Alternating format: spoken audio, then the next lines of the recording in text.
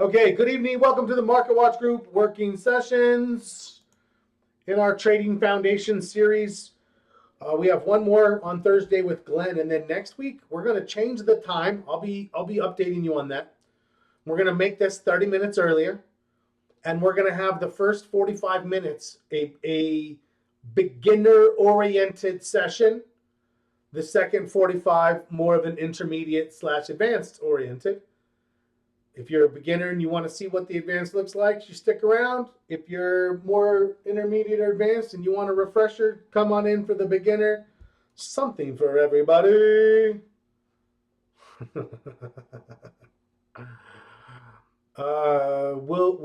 And here's the thing, and this is what I was telling Glenn.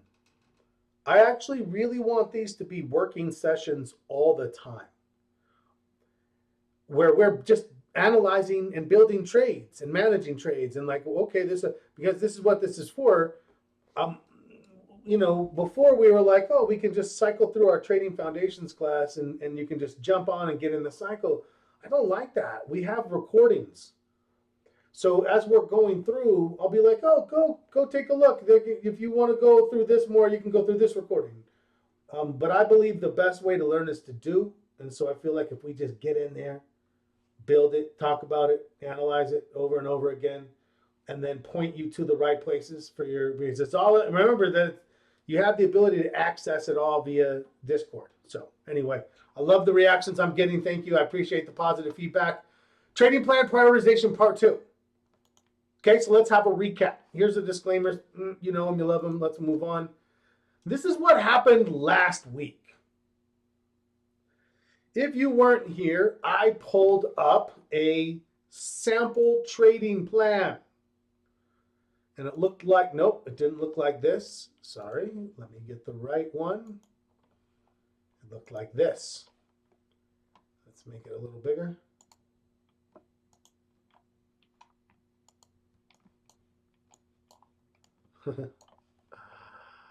Let's make it a little bigger. There we go. Now, I scored my market posture, my market forecasting was a 3.5, was red. Why? Well, it says routines and it has these lists, but it doesn't say what am I going to do? How am I going to do it? Right? I haven't taken the time to really flesh it out. Market posture. What does that mean, market posture? What do you mean by market posture? What do you mean trading posture? There's a lot of holes here. Holes in your trading plan are where money falls out. I don't want holes. So what did we do? We scored it a 3.5 and flagged it red, meaning this is our number one priority. Personal info, above 8, good enough. Trading systems, above 8, good enough.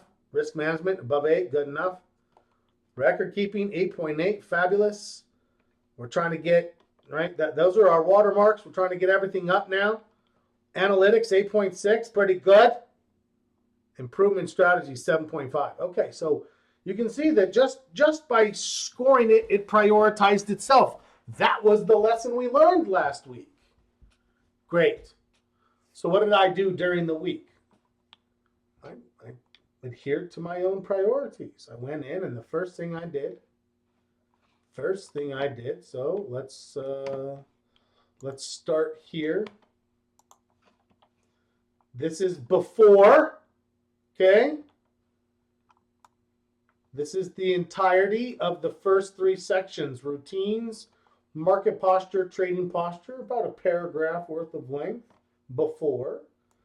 This is after. Okay? This is after. Boom, boom, boom. Let's scroll down and market forecasting. Here's the first 3 sections: routines,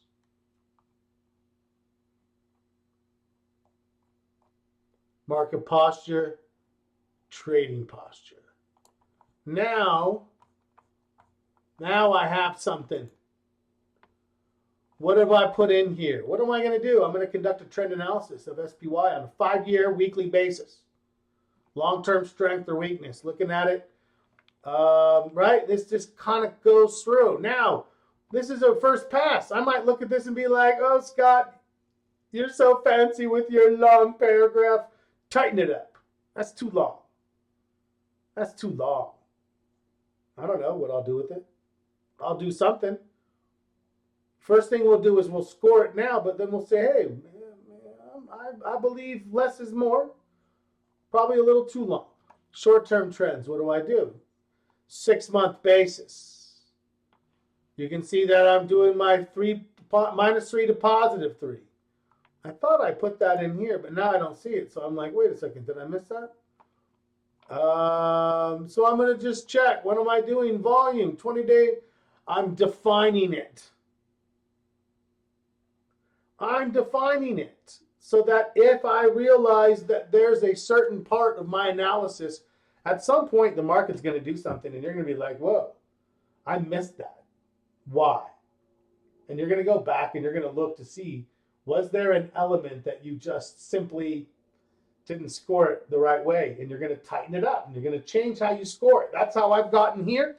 I know I'm going to keep changing my score. I know you're going to change yours. So this is going to be fluid. Right now, I think, yeah, this is pretty good. You can see here's major market, SPX, DJX, NDX, RUT, 4 time frames, 200, 133, 66, 22. So this is helping us to establish, what am I going to do? That's what was missing. There was no detail. The devil is in the details. We want to be granular with our trading plans, be specific, so that when things don't go right and you isolate an aspect of your trading that needs to get better, you'll find the chart of your trading plan that correlates to that and then say, okay, let's figure out what needs to improve here. Okay. Sector rotation, volatility. What is market posture? My market posture is a comprehensive reflection of my overall reflection of market conditions, synthesizing various analyses, including what we just went through, blah, blah, blah. Oh, that's nice. Now we know what that means. What am I doing with that? Trading posture. My day-to-day perspective, focusing on immediate conditions. Now what? So if I said, hey, what's your posture? You'd probably be like, which one? Do you mean my market posture? Like, how do I feel overall? Or do you mean my trading posture? What am I doing tomorrow? They're not going to be the same all the time. So we want to make sure we're very specific about it. Okay. Now, then I have my current implications. I have my hedging. Those could do a little more. That could use some more in there, right? So I feel pretty good about this, though. I would actually say I want to see it a little tighter, a little cleaner, put a little more on hedging. New score. New score. I say the new score is an 8 point. Was pretty good. I put some time into that. What do you guys think? What do you guys think? I think I know. I'd like to hear what you think based on what we've seen. We want to be tough on ourselves.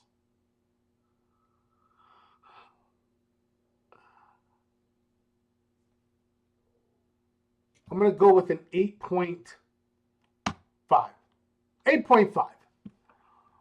That's a good jump right there. Right? That is a good jump. Do you disagree? Do you agree? Was I too generous? I feel like there's plenty of room for improvement. I think I can clean up and tighten up the definitions of each routine, get it a little tighter, a little cleaner. I feel like I can get way more definition in the hedging. There's plenty of room for improvement to get that up above a 9, that's for sure. But I would say That mission accomplished. Let's make this green. We did good on that one. Give me your thoughts. Hey, Steven, welcome. Did I say hello earlier? Maybe I did already. I don't know. Routines. Let's do a little before and after. Here is before. Scroll on down. Okay. This trading plan here before was 8 pages. The new one is up to 11 pages. Yeah, that's what I would expect it to be. Routines before. What's the problem? Before market open. One routine. Check the futures, huh? 2, during market hours. One routine. Evaluate open trades. Okay, so clearly now the weekly's pretty good. A lot in there. Not much in the quarterly or the monthly, but those are fine. Those can come later. Right? So that's before. Now let's go see after. So we scroll on down, same thing. We get to routines. Now look at our daily routines. Review overnight news, analyze futures, check the economic calendar, scan pre-market movers, set any alerts, review previous day trades, update watch lists, prepare I would say make this a daily. We have a trading plan, a daily trading plan.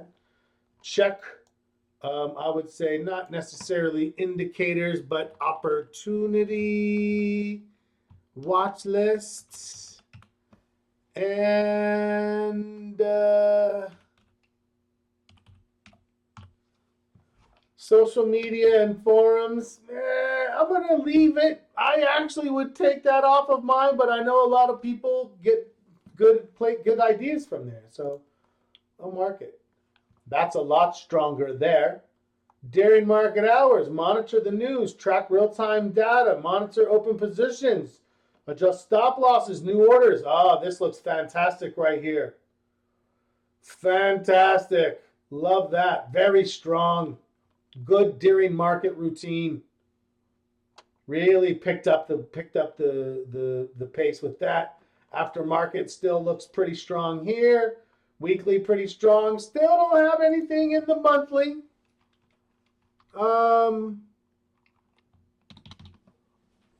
Okay. We had it scored at a 7.4. Again, monthly's relatively minor. I feel pretty good. Like that's a strong. Remember, daily routines, most important. Those are your most important. I have 3 sets of daily routines. Those are my most important. Those are the most defined. Second most important, weekly routines, well defined. Then goes the next set.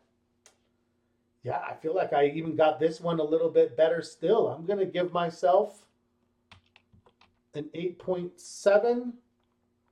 Do you agree? Where's the improvement? I need some monthly and quarterly routines. For the most part, there's not a lot different. That's the point. What do you add? Well, maybe some sort of tax routine. Is there something your tax guy wants on a quarterly basis? Maybe it's something about a trading plan cadence, monthly, then quarterly, whatever. There's more we could do for sure, but I'm gonna say that was pretty good. And I'm gonna put it at an 8.7 and make that bold. Oh, this is 1 week. In 1 week. Remember that we're just putting a little bit of time.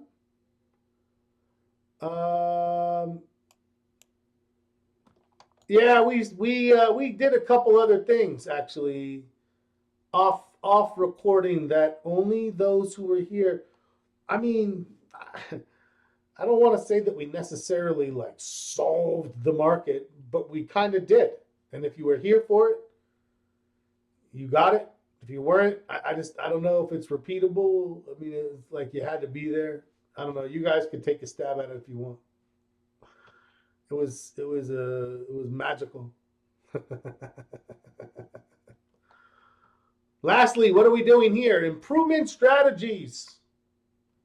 My goal was to get everything above an 8 and really to get everything above an 8.5. You'll notice that once we're done here, the new threshold would be 8.5, right? So we'll reassess this when we're done to reflag what? Well, then we would go, depending on this improvement strategies, if it's an 8.5 or higher, all of a sudden, our lowest three are personal info, trading systems, and risk management. And if we put a good week or 2 or 3 in on just those 3, boom, boom, boom, we get them above an 8.5. And just like that, the whole plan is just...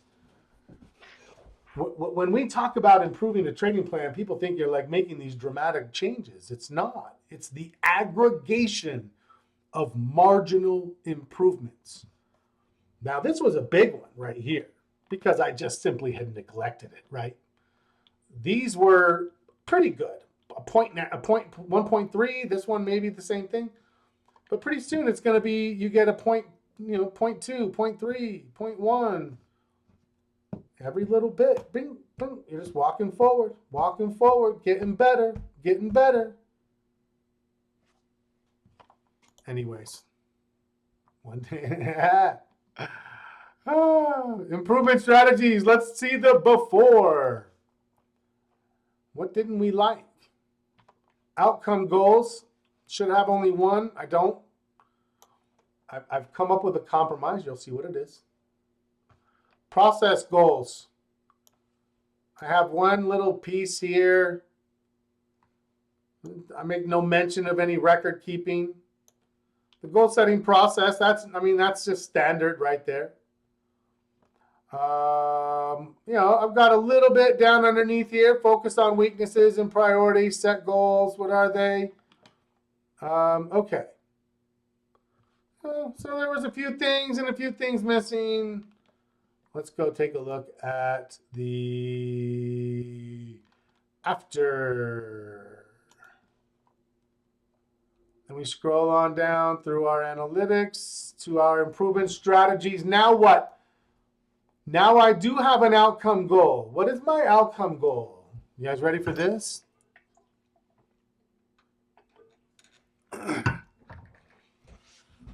I want to achieve an annual return at least 2x whatever the annual return of the S&P.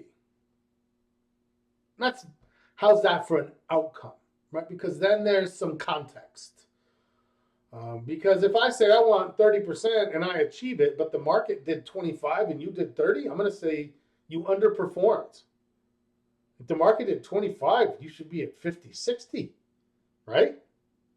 So I think we do need to have context.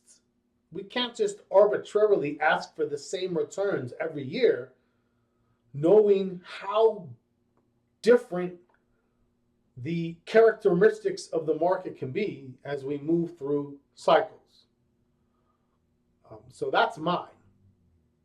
If the market does 15, I want 30. If the market does 8, I want 16. Market does 20, I want 40. Any thoughts? Who's with me? Here's the deal. If we're not beating the market, we have to ask ourselves, what are we doing here? I could get 8%. I would get 8% putting my money in the market. How would that work? At the end of the year, basically, so if I go back, great question. If I go back, let me take this to a 2-year chart. And I'm going to take SPY. And I'm literally going to just come in to the SPY. Let's go back here to January 3rd. On January 3rd, the open was 384. 37. And over here, at the end of the year, we closed at 475.31.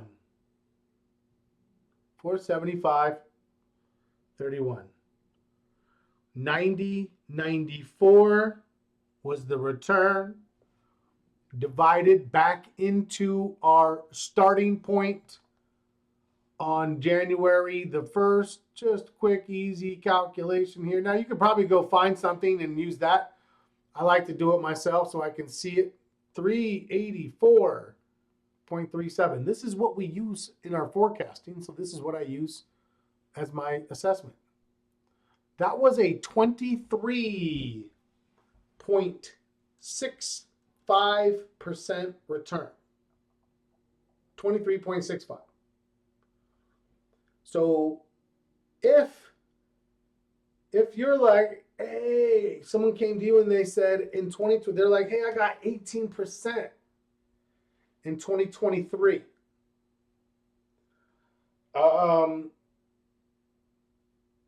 You might be inclined to be like, ooh, 18%. Market only averages 8 to 10. Doesn't matter what the market averages. What the market did this year in 2023 was 23%. So if somebody got 18, they underperformed the market. If they would have just bought the SPY with all their money and left it there, they would have got 23%. So 18, you got 5 less than you should have. And if you paid for it, if you paid somebody to manage your money, you lost even more still, right? So I wouldn't say expect. I would say that's the goal. On a good year, if the market did 23 and you, let's say, did 40, I wouldn't be like, you underperformed. I'd be like, okay, right? Did you justify the fact that you're doing it? That's the first thing, right?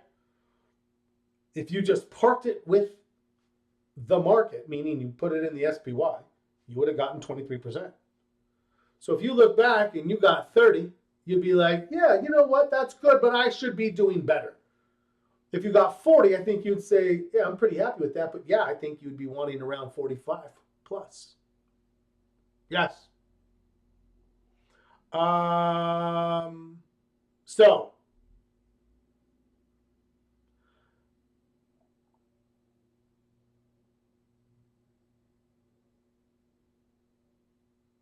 if Steven says, I believe you have to improve your trade selection, trade process, risk management, including rollovers on uptrends to maximize gains. Yeah.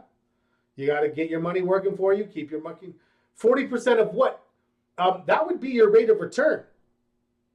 So that's 40% of your beginning year balance. Now, if you make additions, that you would want to get, like, there's spreadsheets you can get where you can, like, rate of return spreadsheets where you can be like, if I put this amount in on this date, and then, right, it gets, but basically, if I put $10,000 into the SPY, at the end of the year, I would have had 12,365, right? But if I traded for myself, I would have liked to have 14.5. And now I got an extra $2,000 for my time for learning how to do this, with the expectation that as I do better, I continue to outperform the market and make it worthwhile. That's the watermark. Anyways, we got a little distracted, but that's a good distraction right there, I think. Now, if you look at this year already, we're positive again, right? We started over here. We're already up here.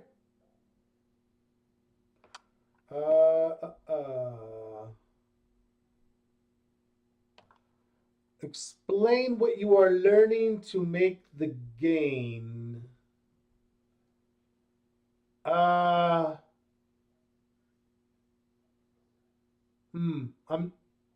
not sure I understand the question. Make what gain in particular, for context? And are you saying like an increased rate of return?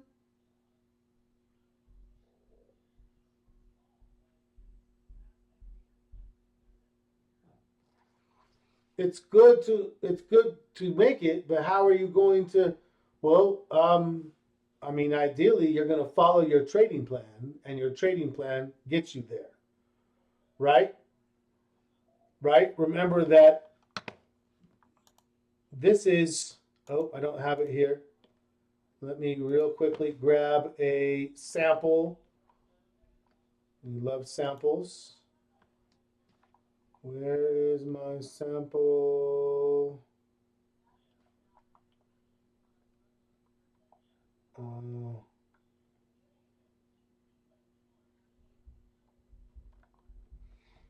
Onboarding.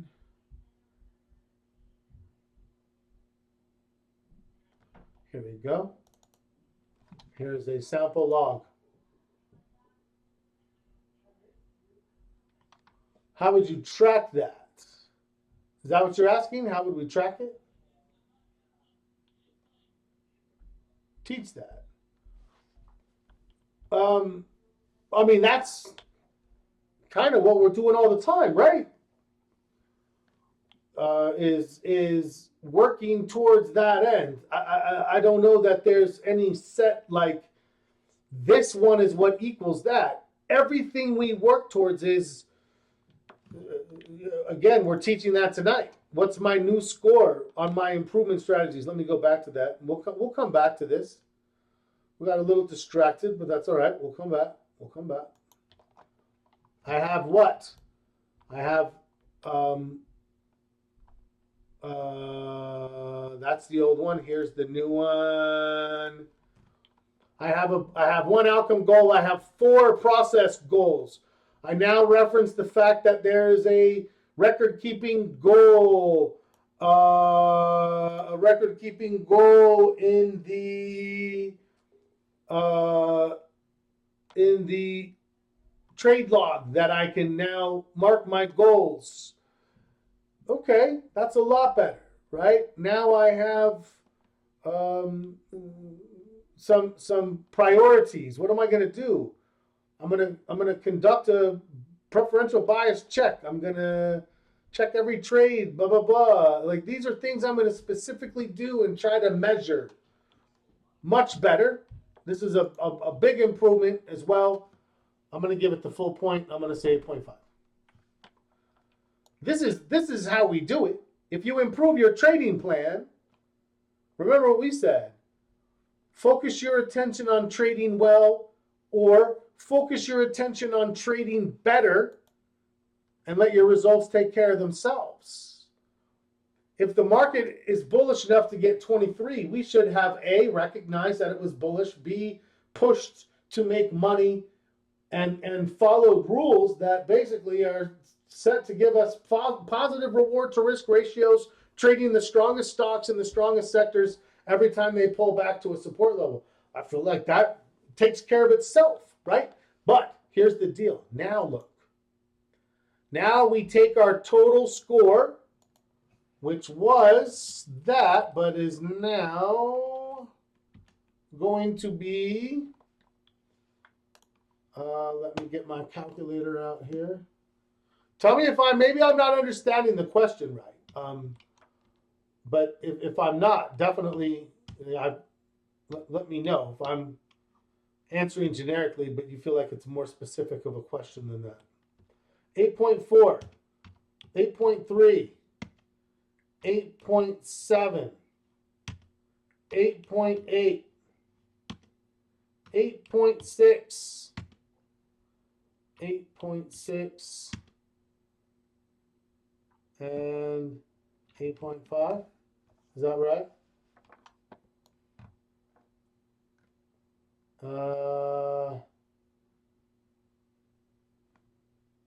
8.7, 8.8, 8. No, I think I did 8.6 twice. I got to start over. Sorry. Let me do this again where I can see it all. 8.2 plus 8.5 plus 8.4 plus 8.3 plus 8.7 plus 8.6 plus 8.5 equals 68. 68. Okay. Ooh, 68. That's a good jump. We did good work.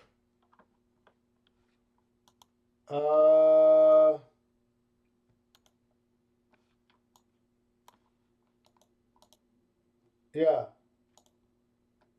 we did good work. 68. Now here, our new score is 68 divided by 8. And there it is. Look at that. A 7.6 to an 8.5. Beautiful. That's as good as we could ask for. 8.5, very strong. How do we do that? We prioritize these 3 sections where we can make the biggest gains the fastest. That's where our trading plan improves the fastest. So when you say, how would we do it? Prioritize your trading plan. Where can you get the biggest gains the fastest? Would you set a goal to double your money? Stephen, first of all, you know how I feel about. So here's where you see how we got lost. I want you guys to see how we got lost in what? An outcome goal.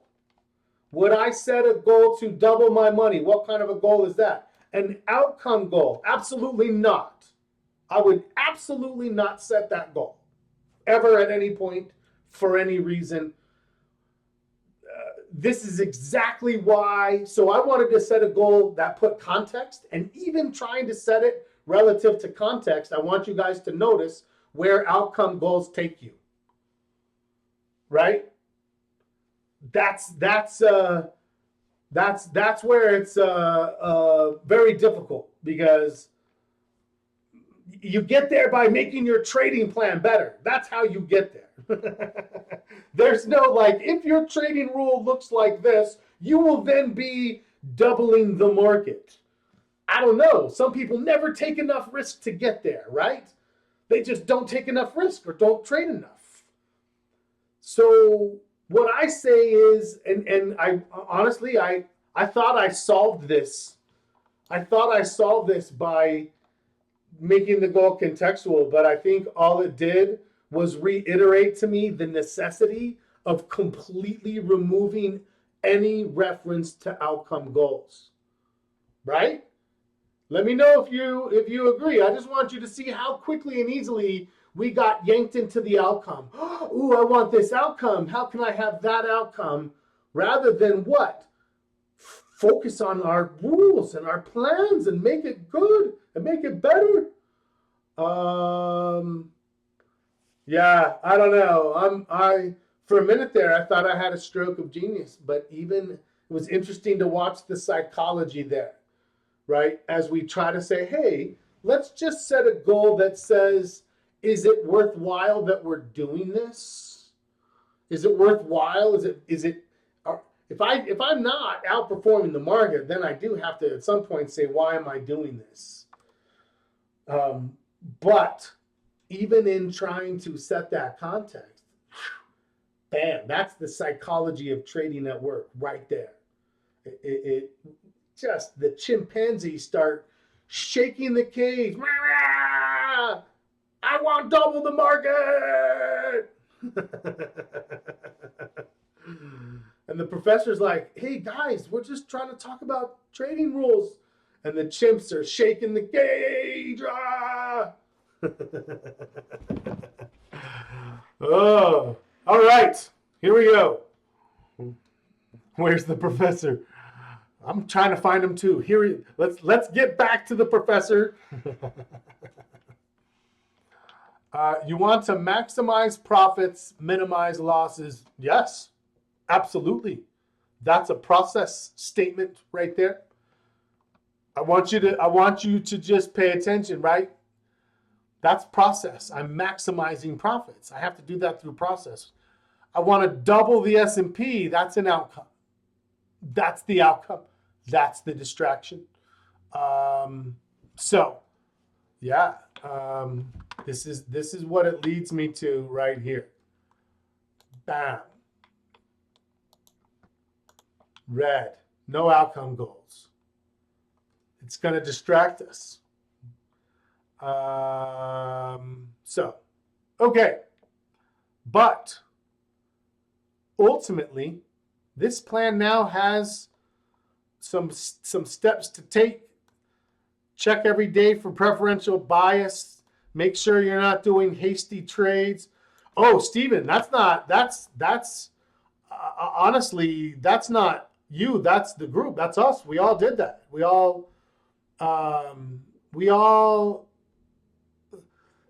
I have no problem seeing trading psychology at work.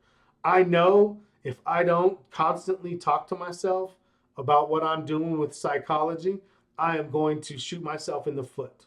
I'm going to shoot myself in the foot either way at some point, but if I'm not constantly focused on it, it's going to be worse. That's the nature of trading psychology. 80% of what we do is a tendency to self-sabotage, which means we need to be constantly vigilant, to be like, oh, that's that old thought process that got me in trouble. I gotta, right?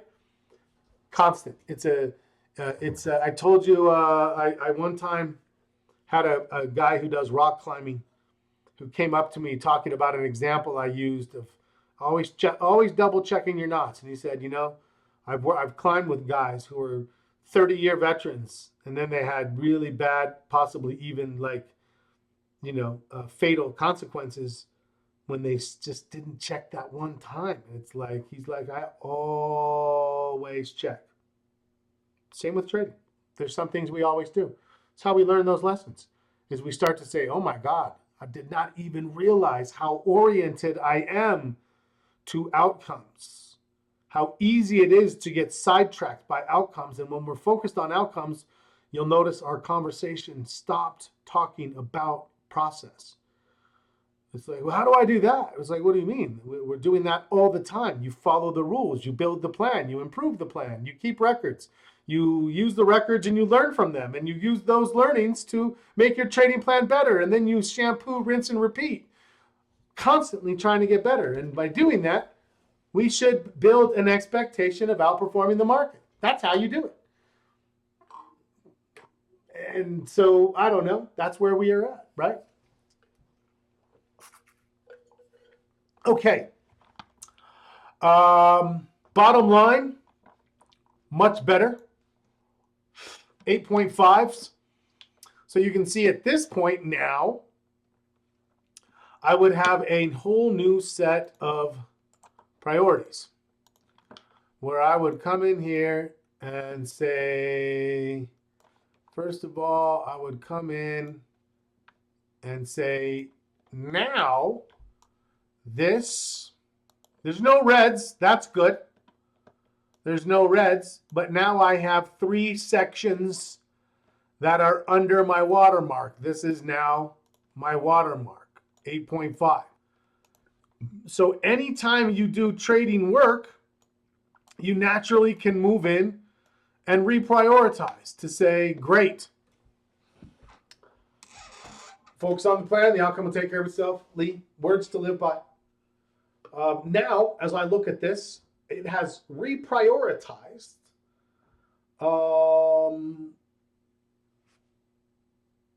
so that what's interesting to me, I think personal info is probably one of the easiest sections, right? So I'll be like, hey, I'm pretty sure I could get that to 8.5 in a week.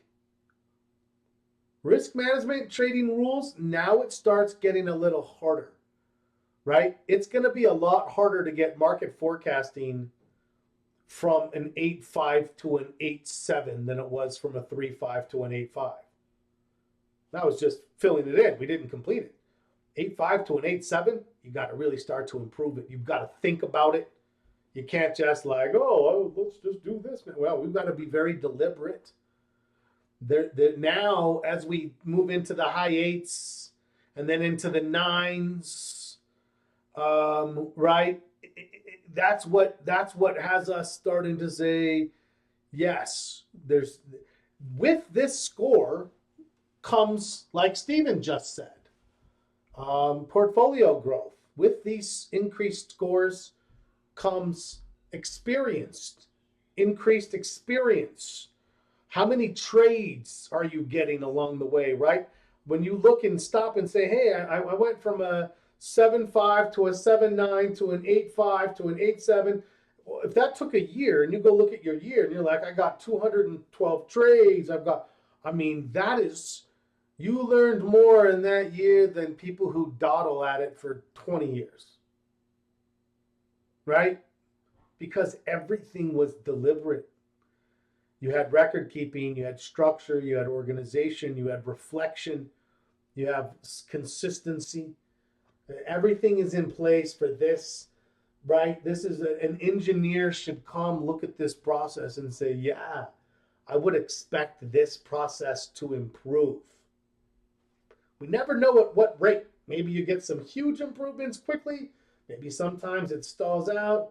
But that's any process, any system, right? But we just sort of keep on churning through it, always looking to adjust and adapt. This is it. I think, Stephen, I agree with you. And here's what I would say. To fully come full circle and illustrate, this is not lip service for me. This is new, this scoring.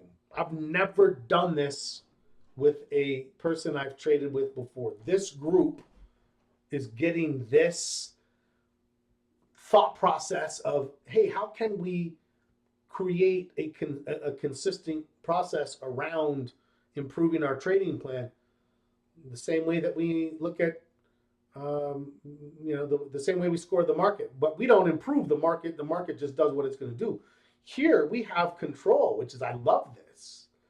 I love the thought process of prioritization when it comes to what are we trying to improve, so that if there's some low hanging fruit, you can just go pick it up. Bam! Now you're better. But now you can sort of say, hey, how do we just move this thing to a 9? And when we get it to a 9, 9.3. And when we get it to a 9.3, 9.5. I'm not at a 9.5. But I hope to get there one day. And if we all work together, maybe I will. Okay.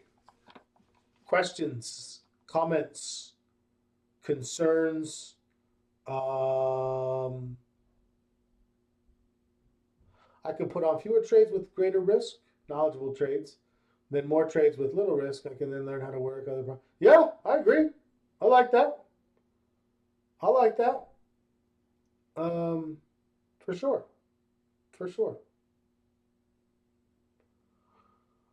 Okay. Anyone else? We should be this week working on. Now, someone said earlier, where was Lee? Lee told me he was.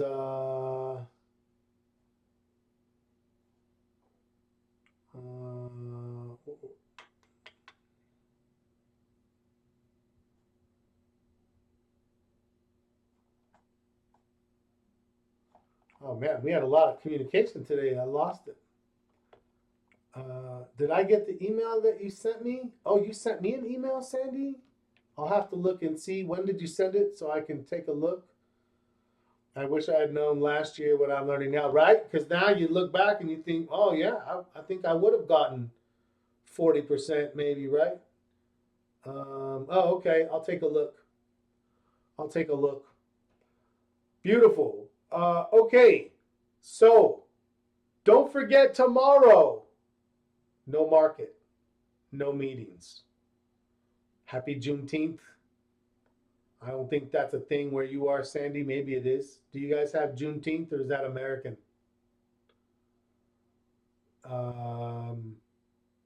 Pretty sure it's American, right? Okay. American. But no market. We'll meet Thursday morning.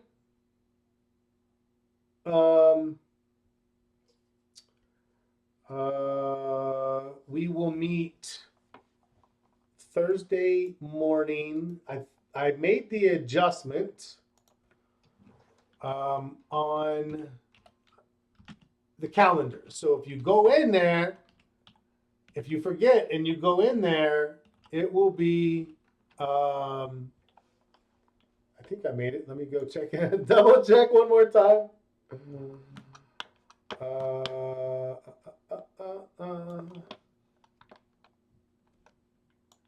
Here is a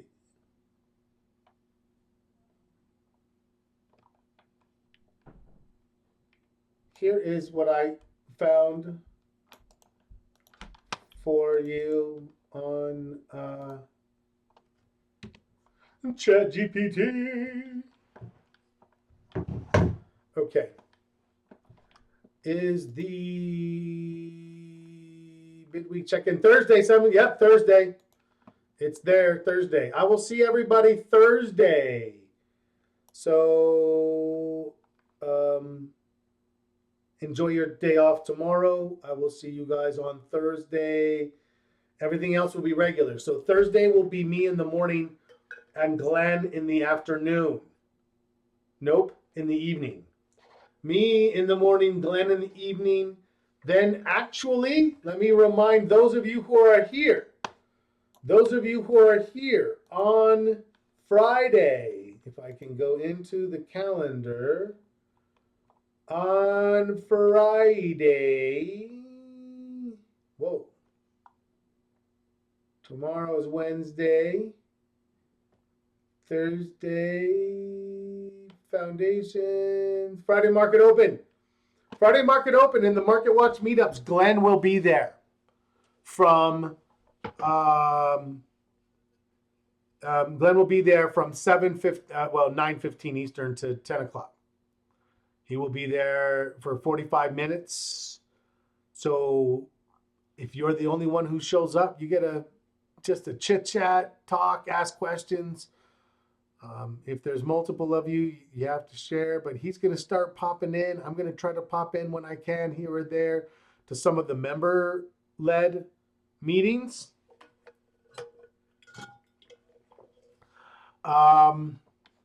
So hopefully you can attend that. All right. Well, thank you, everybody. It's good to see you all. Have a great rest of your night.